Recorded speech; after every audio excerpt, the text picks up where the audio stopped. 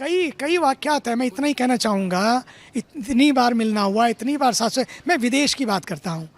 विदेश में मैंने देखा, जब हम लोग, एक कॉन्फ्रेंस थी, उस कॉन्फ्रेंस में दोपहर का टाइम था, मोस्टली लोगों को क्या लगता है 2 बजे लंच वाले सेशन में लोग कम हो जाते हैं, ऊँघने के चक्कर में होते हैं लोग, आराम करने के। लेकिन मोदी जी को मैंने देखा, ठीक 2 बजे थे, सबसे पहले वाली बेंच पर आकर बैठ के 2 बजे वो, and he was reading, and the moment it started वो इतने इन्वॉल्व हो गए। और उस समय भी मैं देखता था उनके दिमाग में, उनके चिंतन में, उनके विचारों में, उनकी चर्चा में केवल एक ही बात थी, राष्ट्र, राष्ट्र और राष्ट्र। और ये जो उनको विचार मिले, संस्कार मिले, गुरुजी ने दिए, संघ से मिले, इदम राष्ट्राय स्वाहा इदम नमम, ये जो उनको विचार मिला, आज उस विचार ने जो पूरे विश्व को एक नई क्रांति दी, एक वैचारिक क्रांति दी। मुझे लगता है ये उनका योगदान आने वाली पीढ़ियां कभी नहीं भूल पाएंगी कि यस, इस धरती पर एक ऐसा महामानव आया और हम सब के लिए जीता रहा,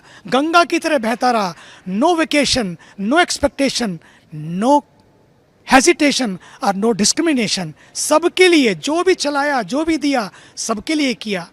और समय आया, एक समय था कि लोग बहुत सारी बातें करते थे, और अब समय आ रहा है जो लोग बहुत सारी बातें करेंगे, और उसमें सबसे प्रमुख होगी, कोई व्यक्ति अपने राष्ट्र के लिए जिया, केवल राष्ट्र के लिए जिया, कभी छुट्टी नहीं ली, और ऐसी ऐसी चीज़ों की छुट्टी कर दी कि जो इस देश को नहीं चाहिए थी।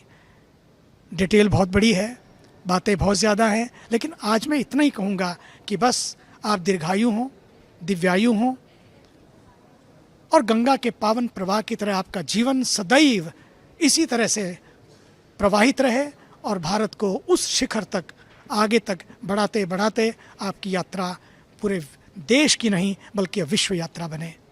इस विश्व पुरुष को, इस युग पुरुष को की साधना को मैं नमन करता हूँ।